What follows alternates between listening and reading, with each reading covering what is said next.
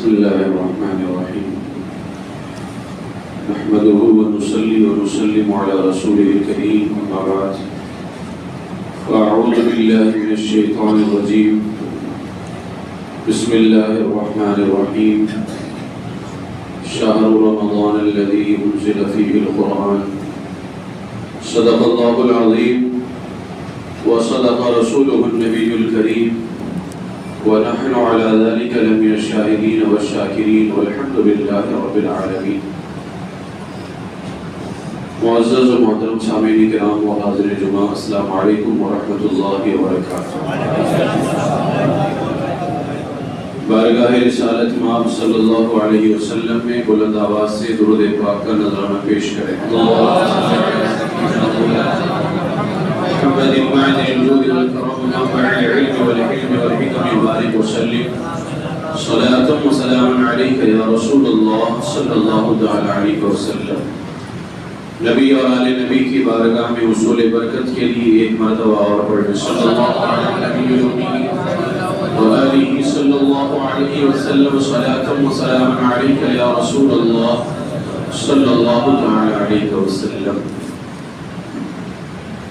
اللہ اللہ خیر سے پھر آمد رمضان ہے، اللہ اللہ خیر سے پھر آمد رمضان ہے، جس میں ہر سو موجزن رحمت رحمان ہے. کھول دی مولا نے جنت، بند کیے دوزخ کے در. کھول دی مولا نے جنت، بند کیے دوزخ کے در. باندھ کے شیطان رب نے کر دیا احسان ہے. رونق و رحمت کا موسم، بخشش و برکت کی دھوم. رونق و رحمت کا موسم، بخشش و برکت کی دھوم. کھل گئی دل کی کلی، تازہ ہوا ایمان ہے. کھل گئی دل کی کلی، تازہ ہوا ایمان ہے. سحریوں افطاریوں کی نور برساتی فضا. سحریوں افطاریوں کی نور برساتی فضا. کیا تراویح میں حلاوت بولتا قرآن ہے. رات جس کی ہے مہینوں سے زیادہ خوب تر. رات جس کی ہے مہینوں سے زیادہ خوب تر. پھر مقدر میں ہمارے وہ ہوا فرمان ہے. اللہ اللہ خیر سے پھر آمد رمضان ہے، جس میں ہر سو موجزن رحمت رحمان ہے. معزز سامعین کرام، آج ماہ شعبان کی 26ویں تاریخ ہمارے اور آپ کے سامنے ہے. بہت جلد انشاءاللہ تعالی ہم ماہ رمضان کی برکتیں اللہ کے فضل و کرم سے اور اللہ کے محبوب ہمارے آقا علیہ السلام کی خاص لطف و عنایات سے انشاءاللہ تعالی ہم حاصل کرنے والے ہیں.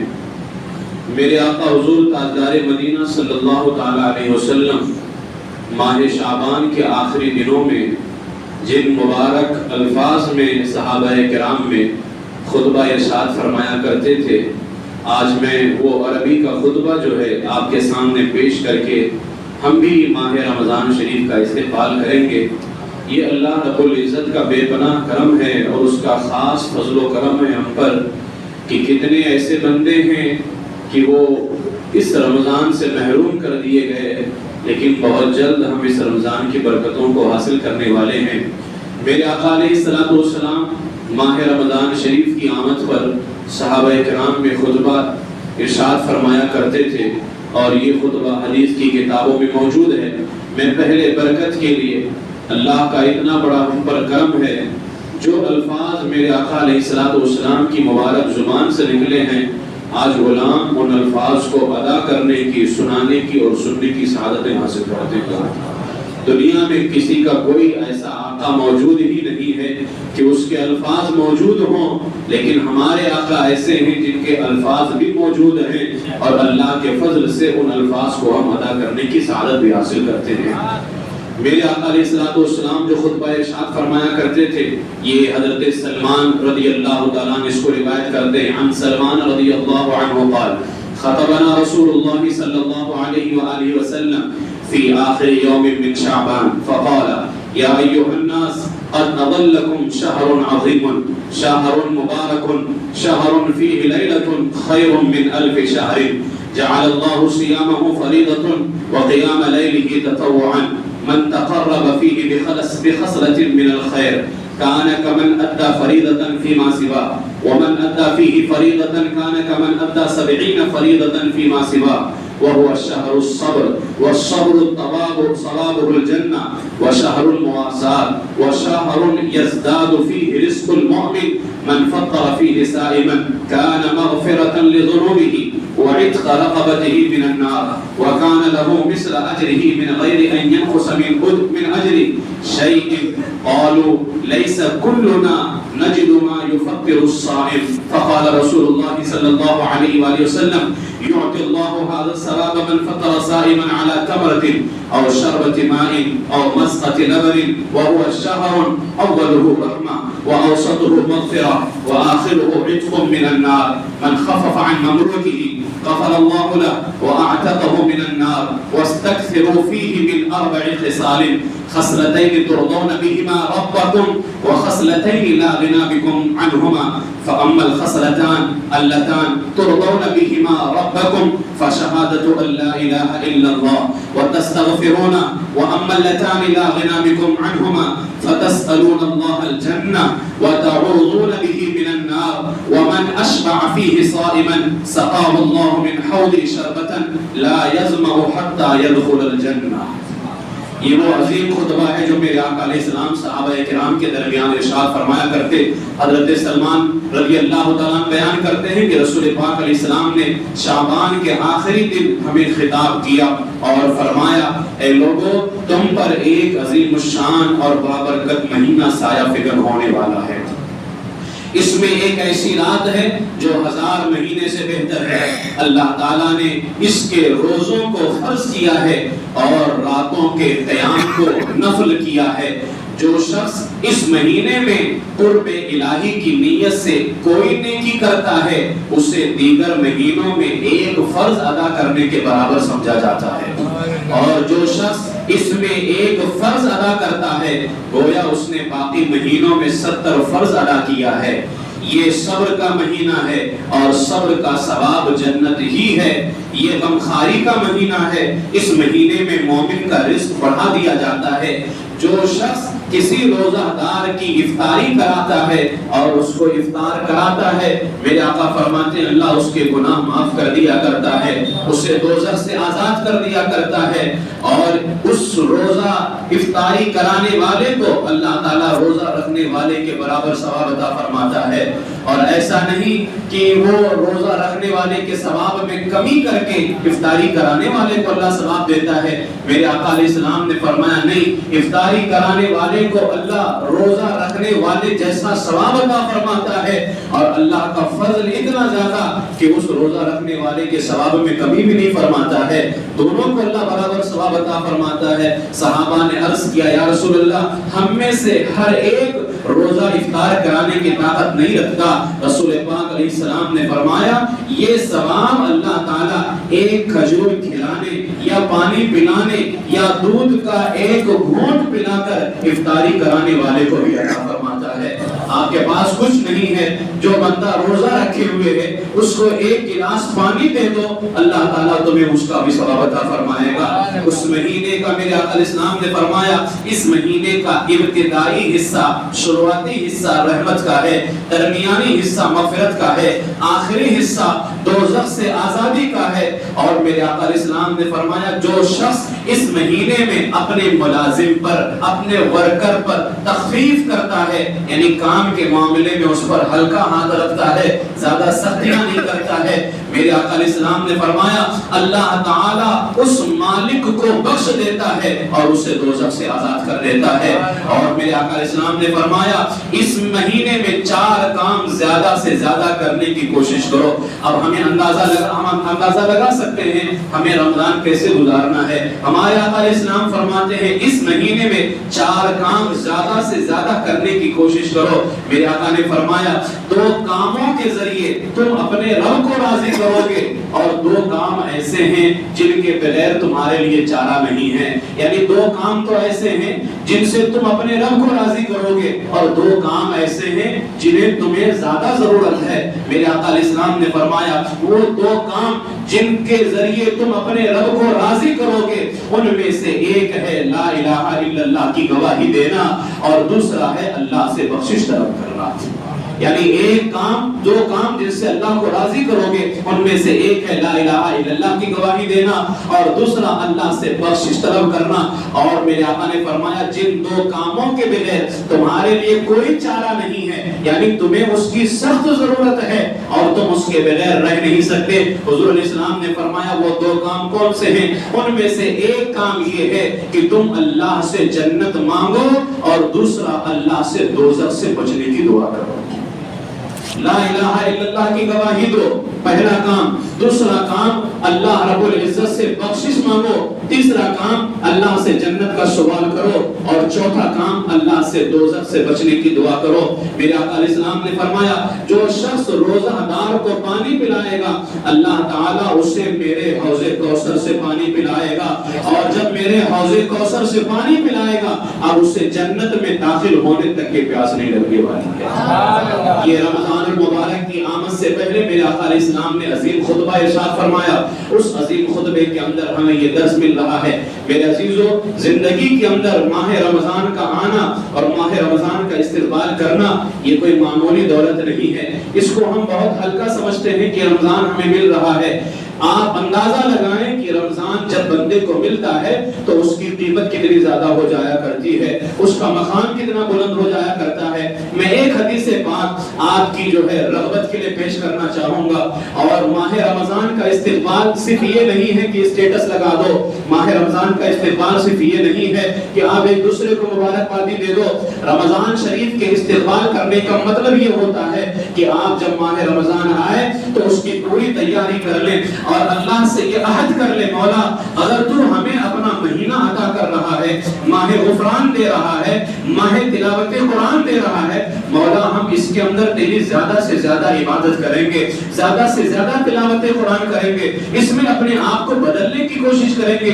یہ اللہ سے عہد کریں اور حقیقت یہی ہے ماہ رمضان کے استقبال کرنے کا مطلب. رمضان کے استقبال کرنے کا یہ ہرگز مطلب نہیں ہوتا ہے کہ بس مبارکبادیاں دے کر کے گناہ کرتے رہو, تراویح چھوڑتے رہو, روزہ بھی نہ رکھو اور کہو کہ ہم کام کاج کرتے ہیں. کوئی بھی کام کیجئے, آپ کام کاج کو چھوڑیں لیکن روزہ چھوڑنے کی اجازت نہیں ہے. کام کاج نہ کریں چلے گا لیکن جو اللہ کا حکم ہے اس پر عمل کرنا ہوگا.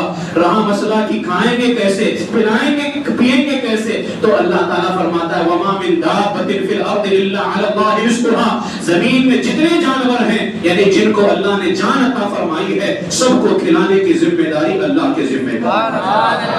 لہذا روزہ رکھنا ہے, ہر حال کے اندر رکھنا ہے. اب ذرا یہ ماہ رمضان جو آ رہا ہے ہم اس کی اہمیت نہیں سمجھتے ہیں. ایک حدیث پاک میں آپ کے سامنے پیش کرتا ہوں. یہ حدیث پاک حضرت طلحہ بن عبید اللہ رضی اللہ تعالیٰ عنہ سے روایت ہے. آپ فرماتے ہیں کہ آپ نے 2 صحابہ کرام کا واقعہ بیان کیا. آپ اس واقعے کو حدیث کو سنیں اور اندازہ لگائیں کہ ماہ رمضان کا مل جانا یہ اللہ کی جانب سے ہمیں کتنا بڑا موقع یعنی اللہ کی بارگاہ کے اندر بہت بڑا مقام حاصل کرنے کا ذریعہ ہے ماہ رمضان کا مل جانا. ماہ رمضان اگر مل رہا ہے آپ یہ سمجھ لیجئے کہ اب میرا مقام اللہ کی بارگاہ میں بڑھنے والا ہے, اللہ کی بارگاہ میں مجھے بہت بلند رتبہ حاصل ہونے والا ہے. ماہ رمضان اللہ ہر کسی کو عطا نہیں فرماتا ہے لیکن جس کو اللہ عطا فرماتا ہے اس کا مقام بڑھا دیا کرتا ہے. لیکن بندہ اگر اپنے آپ کو محروم کر لے جائے اس سے بڑا بدبخت کوئی نہیں ہو سکتا ہے. حضرت طلحہ بن عبید اللہ رضی اللہ تعالیٰ عنہ سے روایت ہے, فرماتے ہیں کہ دور دراز کے ایک واقعہ بیان کرتے ہیں آپ اور یہ خواب ہے لیکن خواب اوروں کے اور ہوتے ہیں, صحابہ کے خواب اور ہوتے ہیں لیکن صحابہ کا وہ خواب جس پر حضور علیہ السلام دستخط فرماتے اور تصدیق فرماتے اب وہ خواب صرف خواب نہیں رہ جاتا ہے, فرمان رسول بن جایا کرتا ہے وہ. اور اس خواب کے اندر جو علم غیب کا اب آپ بتائیں یہ وہابیہ کہتے ہیں کہ وہ تو اپنے بارے میں نہیں جانتے ہیں, معاذ اللہ ہمارا کیا کچھ کر سکتے ہیں. قربان جائیں اس نبی محترم پر, دنیا میں رہ کر کے اپنے غلاموں کی آخرت کا فیصلہ فرما رہے ہیں. تو اس روایت کے اندر جو لذت ہے, اس روایت میں جو مزہ ملنے والا ہے وہ صرف مزہ سنیوں کو ہی مل سکتا ہے, وہ ہرگز غیروں کو نہیں آ سکتا ہے. یہ مزہ تو اسی کو ملے گا جو میرے امام نے کہا ہے میرے قریب سے اگر قطرہ کسی نے مانگا دریا بہا دیے ہیں, دربے بہا دیے ہیں. دنیا کے فیصلہ کرنے کا اللہ نے انہیں جو ہے پاور عطا نہیں فرمایا ہے. ہمارے آقا ہماری دنیا کا بھی فیصلہ کرتے ہیں اور ہماری آخرت کا بھی فیصلہ فرماتے ہیں. حضرت طلحہ بن عبید اللہ رضی اللہ تعالیٰ عنہ فرماتے ہیں دور دراز کے دو شخص رسول پاک علیہ السلام کی بارگاہ میں حاضر ہوئے. دونوں ایک ساتھ اسلام لے کر کے آئے. اب جو دو لوگ اسلام لے کر کے آئے, بہت دھیان سے سننا اور اندازہ لگانا کہ ماہ رمضان کا ملنا یہ کتنی بڑی دولت ہے. ماہ رمضان کا ملنا یہ اللہ کی بارگاہ میں مقام حاصل کرنے کا کتنا بڑا ذریعہ ہے. فرماتے ہیں دور دراز کے دو لوگ ایک ساتھ رسول پاک کی بارگاہ میں آئے اور اسلام لے کر کے آئے. اچھا, اب یہ دونوں کیا بن گئے؟ یہ صحابی کے منصب پر آ گئے. اب امت کا کوئی بھی فرد ان کے برابر میں نہیں ہو سکتا ہے. یہ کوئی عمل کرے نہ کرے, نماز پڑھنے کا موقع ملا نہ ملا, روزہ رکھنے کا موقع ملا نہ ملا, ایمان لائے, رسول پاک کا چہرہ ایمان کی حالت میں دیکھا, فوراً انتقال کر گئے. کوئی غوث قطب ان کے برابر نہیں ہو سکتا ہے, اس لیے کہ ان کو وہ مقام حاصل ہے کہ رسول پاک کے چہرے کے دیدار فرمایا ہے. تو یہ دونوں اسلام لے کر کے آئے. فرماتے ہیں ان میں سے ایک دوسرے کی وجہ نسبت بہت زیادہ محنتی تھا, یعنی عمل کرنے کے اندر. ویسے ہر صحابی عمل کرنے کے اندر رغبت رکھتا ہے, اچھا اعمال صالحہ کرنے کی خواہش رکھتا ہے, لیکن یہ جو دو صحابی تھے ان میں سے ایک جو ہے دوسرے کے مقابلے میں بہت زیادہ نیکیوں کی طرف مائل تھا, بہت زیادہ کوشش کرتے تھے, رات و دن عبادتوں میں لگے رہتے تھے. اور فرماتے ہیں وہ جو عبادتوں میں محنت کرتے تھے انہوں نے رسول پاک علیہ السلام کے ساتھ یعنی ان کے ساتھ شامل ہو کر کے جہاد کیا اور شہید ہو گئے. یعنی نیک عمل خوب زیادہ کرتے تھے اور اس کے بعد میں حضور علیہ السلام کے ساتھ جنگ کرتے ہوئے شہادت کا مقام پایا ہے. یہ کوئی معمولی دولت نہیں ہے. پھر فرماتے ہیں دوسرا جو شخص تھا یعنی جو دوسرے صحابی ساتھ میں اسلام لے کر کے آئے تھے ان کے بعد ایک سال تک کے زندہ رہے. یعنی وہ جب شہید ہو گئے ان کے شہید ہونے کے بعد میں یہ دوسرے والے ایک سال تک کے زندہ رہے. دونوں ساتھ اسلام لے کر کے آئے, دونوں ساتھ صحابی بنے ہیں, لیکن جو پہلے شہید ہو رہے ہیں وہ نیک عمل کے اندر بہت زیادہ آگے رہتے تھے اور حضور علیہ السلام کے ساتھ شامل ہو کر کے اللہ کی راہ میں اپنی جان قربان کر رہے ہیں. اور جو دوسرے ساتھی ہیں یہ ایک سال کے بعد انتقال کرتے ہیں. حضرت طلحہ بن عبید اللہ فرماتے ہیں جب دونوں کا انتقال ہو گیا میں نے خواب میں دیکھا کہ میں جنت کے دروازے پر کھڑا ہوں. اتنے میں کیا دیکھتا ہوں, وہ دونوں شخص مجھے جنت کے باہر نظر آئے جو دونوں اسلام لے کر کے آئے تھے اور ان میں سے ایک پہلے شہید ہو گئے تھے, نیک عمل زیادہ کیا کرتے تھے, اور دوسرے والے ایک سال کے بعد میں انتقال کرتے ہیں. حضرت طلحہ کہتے ہیں وہ دونوں مجھے جنت کے باہر نظر آئے. جب مجھے جنت کے باہر نظر آئے اچانک کیا دیکھتا ہوں کہ جنت کا داروغہ اندر سے نکل کر کے آیا اور آنے کے بعد میں ان دو میں سے ایک شخص کو اندر جانے کی اجازت دے دی. اب وہ جو دو شخص تھے ہمارا ذہن تو یہ کہتا ہے کہ جو نیک عمل زیادہ کرتے تھے, جو اللہ کے رسول کے ساتھ میں لڑتے لڑتے ان کے ساتھ ان کے قدموں میں اپنی جان قربان کر رہے ہیں, پہلے ان کو جنت میں جانے کی اجازت دی گئی ہوگی. لیکن حضرت طلحہ بن عبید اللہ فرماتے نہیں, جب ان دونوں میں سے پہلے جنت میں جانے کو کسی کو کہا گیا وہ جو دوسرے صحابی تھے جن کا ایک سال کے بعد انتقال ہو رہا ہے جبکہ پہلے والے عمل میں زیادہ تھے, حضور علیہ السلام کے ساتھ شہید ہو رہے ہیں, شہادت کا مقام حاصل کر رہے ہیں. ہمارا خیال تو ایسا تھا کہ پہلے جنت میں جانے کو انہیں کہا جائے گا, لیکن دیکھ رہے ہیں کہ پہلے ان کو جنت میں جانے کو کہا جا رہا ہے جن کا انتقال ایک سال کے بعد میں ہوا تھا. کہتے ہیں کہ ان کو جانے کی اجازت دی گئی. پھر دوسری بار جنت کا داروغہ نکل کر کے آیا اور جنت میں جانے کی اجازت اس کو دی جو شہید کر دیا گیا تھا, یعنی جو صحابی شہید ہو گئے تھے. اب ہمارا دل تو ایسا تھا کہ یہ شہید جو صحابی تھے یہ پہلے جنت میں جائیں گے, جو ایک سال کے بعد میں انتقال کیے تھے وہ بعد میں جنت میں جائیں گے. لیکن خواب میں معاملہ الٹا نظر آ رہا ہے, جو ایک سال کے بعد میں انتقال کر رہے ہیں ان کو پہلے جنت میں داخلے کی اجازت دی جا رہی ہے, اور جو نیک عمل میں زیادہ تھے اور شہید بھی ہو رہے ہیں ان کو بعد میں اجازت دی جا رہی ہے. حضرت طلحہ ابن عبید اللہ فرماتے ہیں اس کے بعد وہ شخص میرے پاس میں آیا, یعنی خواب کے اندر جنت کا داروغہ میرے پاس آیا اور آنے کے بعد میں کہا تم واپس چلے جاؤ, ابھی تمہارا وقت نہیں آیا ہے, یعنی ابھی تم زندگی کے اندر ہو, حالت ظاہری کے اندر ہو, ابھی تمہارا وقت نہیں آیا. حضرت طلحہ ابن عبید عبید اللہ فرماتے ہیں میں نے یہ خواب دیکھا، صبح اٹھ کر کے حضرت طلحہ نے یہ خواب لوگوں سے بیان کر دیا۔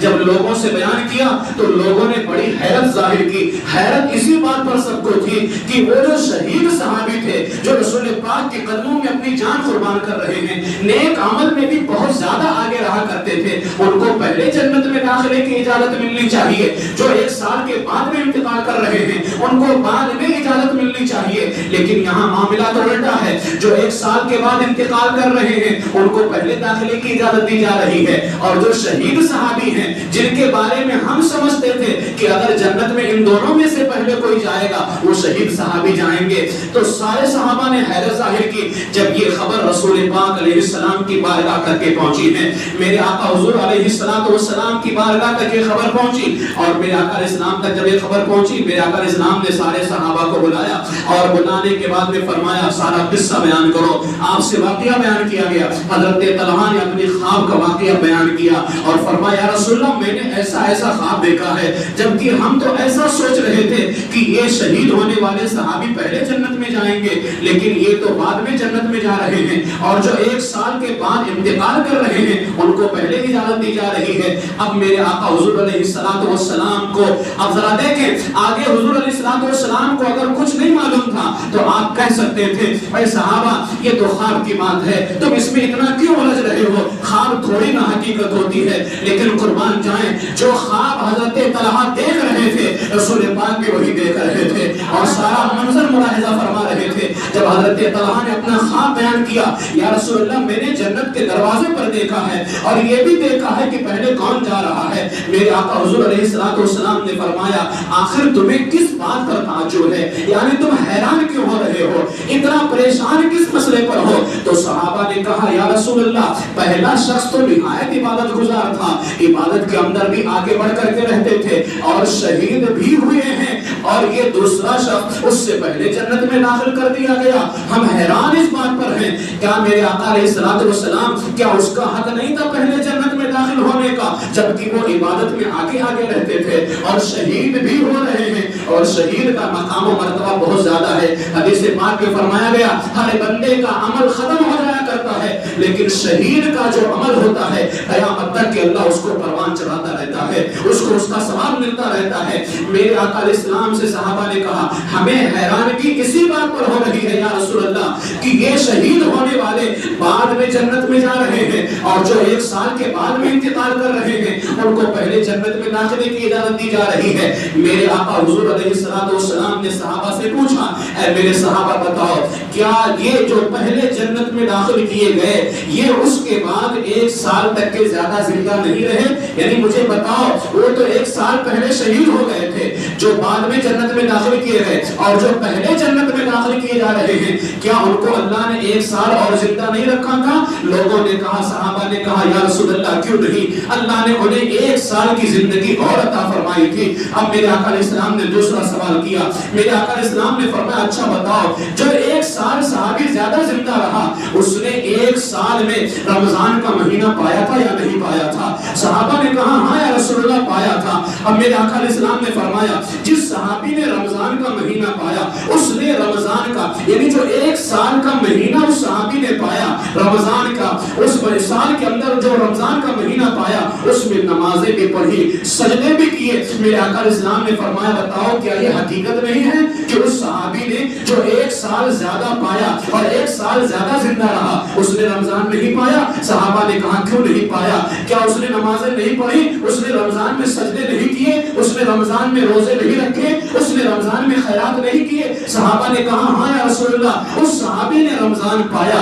رمضان پا کر کے نمازیں بھی پڑھی، روزے بھی رکھے، سجدے بھی کیے، خیرات بھی کیے، اللہ کو راضی بھی کیا۔ میرے آقا علیہ السلام نے فرمایا تو اسی وجہ سے ان دونوں کے درجوں کے اندر یعنی جو پہلے شہید ہو رہے ہیں تم یہ سمجھ رہے ہو کہ شہید ہونے والا صحابی اور نیک عمل کے اندر جو آگے رہنے والے صحابی صحابی تھے تمہارے خیال سے پہلے انہیں جنت میں داخل ہونا چاہیے، اور جو 1 سال زیادہ زندہ رہے ان کو بعد میں داخل ہونا چاہیے، لیکن حال الٹا ہے، جو 1 سال زیادہ زندہ رہے ان کو پہلے جنت میں داخل کر دیا گیا، اور جو شہید ہوئے تھے ان کو بعد میں داخل کیا گیا۔ تو میرے آقا علیہ السلام نے فرمایا بتاؤ وہ جو 1 سال زیادہ زندہ رہے انہوں نے رمضان پایا کہ نہیں پایا؟ صحابہ نے کہا پایا۔ نمازیں پڑھی کہ نہیں پڑھی؟ کہا پڑھا۔ روزہ رکھا یا نہیں رکھا؟ کہا رکھا۔ اب میرے آقا علیہ السلام نے فرمایا سنو، اسی وجہ سے یعنی وہ جو بعد میں انتقال ہونے والے صحابی کو جو شہید ہوئے نہیں ہیں اور عمل کے اندر پہلے والے صحابی سے آگے نہیں تھے، ورنہ وہ صحابی پوری امت جو غیر صحابہ ہیں ان سب سے زیادہ ان کا عمل ہے، لیکن جو پہلے والے صحابی تھے ان سے زیادہ عمل نہ تھا۔ میرے آقا فرماتے ہیں لیکن اسی وجہ سے یعنی رمضان پانے کی وجہ سے ان دونوں صحابہ کے درمیان میں اتنا فاصلہ اللہ نے کر دیا ہے جو زمین و آسمان کے درمیان میں فاصلہ ہے، یعنی وہ جب شہید ہوئے تو دونوں کا درجہ برابر تھا، جب ایمان لائے تو دونوں کا درجہ برابر تھا، لیکن جس صحابی نے رمضان کو پایا جب اس نے رمضان کو پایا تو اللہ نے اس کا درجہ آسمانوں سے زیادہ بلند فرما دیا ہے۔ یہ آپ اندازہ لگائیں ایک رمضان کو پا لینا اللہ کی بارگاہ کے اندر کتنے بڑے قرب کی دلیل ہے کہ بندہ ایک رمضان پا لے۔ یہاں ہرگز کوئی یہ نہ سمجھے کہ ہم تو کئی رمضان پاتے ہیں تو ہم کیا صحابہ سے بڑھ جائیں گے۔ میرے آقا علیہ السلام نے فرمایا میرا صحابی ایک مٹھی گندم خیرات کرے اللہ کی بارگاہ میں اور تم احد پہاڑ کے برابر، وہ احد پہاڑ جو 7 کلومیٹر سے زیادہ دوری پہ پھیلا ہوا ہے، حضور نے فرمایا تم احد پہاڑ کے برابر سونا بھی اللہ کی بارگاہ میں خیرات کرو، میرے صحابی کے برابر میں نہیں ہو سکتے ہو۔ لیکن یہاں بتانا مقصود یہ ہے کہ اگر 1 سال اللہ آپ کو رمضان عطا فرما دے تو 1 سال رمضان کی برکت یہ ہوتی ہے اللہ کی بارگاہ میں آپ کا مقام بلند ہو جایا کرتا ہے۔ لہٰذا میرے عزیزو یہ جو رمضان ہمیں اللہ عطا فرما رہا ہے، کتنے ایسے ہمارے درمیان ہیں جو محروم کر دیے گئے، پچھلے سال رمضان پایا تھا انہوں نے دعائیں بھی کی تھی مولا پھر رمضان دینا، لیکن افسوس یہ ہے کہ وہ اس رمضان کو پانے سے پہلے چلے گئے۔ لیکن اللہ کا فضل ہم پر اتنا زیادہ ہے، ابھی تو ہماری زندگی کا بھی کوئی بھروسہ نہیں ہے، لیکن اتنا اللہ کے کرم سے ہمیں امید ضرور لگی ہوئی ہے کہ جس رب نے رمضان سے اتنا قریب کر دیا ہے وہ رمضان میں داخل بھی کر دے گا۔ اتنی امید تو اللہ سے ہمیں لگی ہوئی ہے۔ لہٰذا میرے عزیزو اللہ کے فضل کا ہمیں جو ہے شکر ادا کرنا چاہیے، اور اللہ نے جو ہم پہ کرم فرمایا ہے ہمیں اس بات پر بھی اللہ کا شکر ادا کرنا چاہیے۔ بس آپ سے اتنی گزارش کروں گا، ماہ رمضان ملنے والا ہے، خوب تیاریاں کر لیجئے، تیاریاں کر لیجئے، عبادتوں کی تیاری کریں، تراویح روزانہ پڑھنی ہے انشاءاللہ تبارک و تعالی جماعت کے ساتھ میں، نمازوں کی پابندی کر۔ رمضان نماز پڑھنے کا مہینہ نہیں ہے، رمضان میں اور نمازوں کو بڑھانے کا مہینہ ہے۔ فرض پڑھتے رہتے تھے، اب نفل زیادہ سے زیادہ ادا کرو، کیونکہ اس مہینے میں اللہ نفل کا ثواب فرضوں کے برابر عطا فرماتا ہے۔ لہٰذا خود تیاری کر لیں انشاءاللہ تعالیٰ۔ میں رمضان کے اندر کیا سیٹ اپ ہو عبادت کرنے کے لیے میں آپ کو ایک سسٹم دوں گا انشاءاللہ تعالیٰ۔ اتوار کے درس کے اندر ظہر کی نماز کے بعد اللہ تبارک و تعالیٰ کی بارگاہ میں دعا ہے کہ پروردگار عالم ہمیں اور آپ کو ماہ رمضان نصیب فرما دے، اور ماہ رمضان کے اللہ تعالیٰ ہمیں اور آپ کو برکتیں عطا فرمائے، اور ماہ رمضان میں زیادہ سے زیادہ اللہ تعالیٰ ہم سب کو عبادت کی توفیق عطا فرمائے۔ چند اعلانات سے وہ سماعت فرما لیں۔ حسنہ بی بی کی طبیعت ہے، اللہ تعالیٰ شفا